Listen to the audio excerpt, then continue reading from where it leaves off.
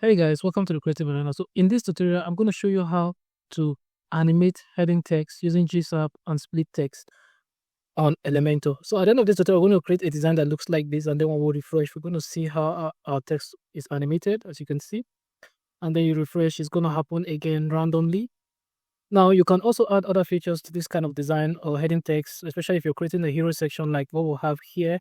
I've already made a tutorial on how to achieve something like this, so you can animate the heading text at the back like this, and then when you refresh, you can see, yeah, it happens here as well. Okay, and it is responsive on all devices. So without further delay, let's dive in and get started.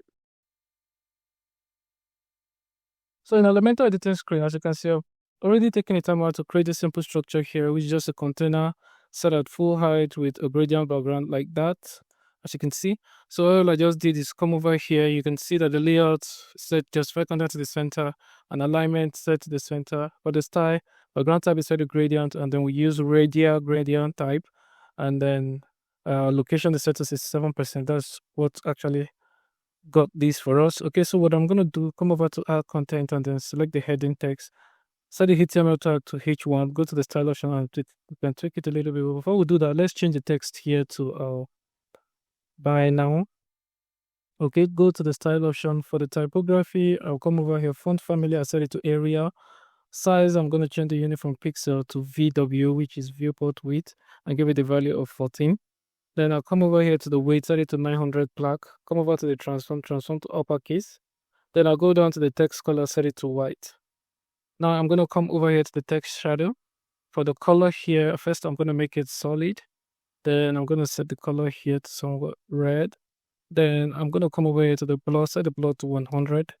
And then for the horizontal, give it a value of 10. Vertical, give it a value of 10. So we now have something like that.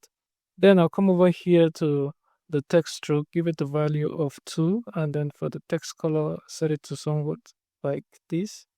Okay, so we now have a basic heading design like this. Okay, so now what I'm going to do here is I'm just going to add a CSS ID to this heading widget.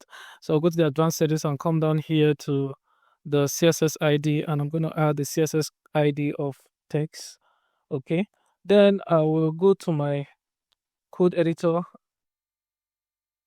This is the code, the JavaScript code here. You can see we target this ID text here. Okay, so I'm just going to copy this out. Copy this code. You do not have to worry about this code. It's going to be made available in the description of this video. Then I'll go back here, come over to add element, and then I'm going to drag a heading widget. Okay, so what I'll do here is I'll just come over here, search for the HTML tag, and then I'll drag it and drop it here. Now I'm just going to paste the code here. Now you notice that nothing really happened here. Okay, however, we'll come over here and we'll publish this. And then when we come over here and click on preview, we can see this is our effect. So now whenever we refresh this page, we're going to have our text come down like this. So this is a very beautiful animation, text animation effect that you can use to stylize your project. Okay, now we can check it out on our live site. So in our live website, when we come over here and we'll refresh this page, we're going to see how the animation will take place. Okay, and mind you, this is very, very responsive on all devices. Okay, and you can also stylize this and add an image in front, just like what we have here.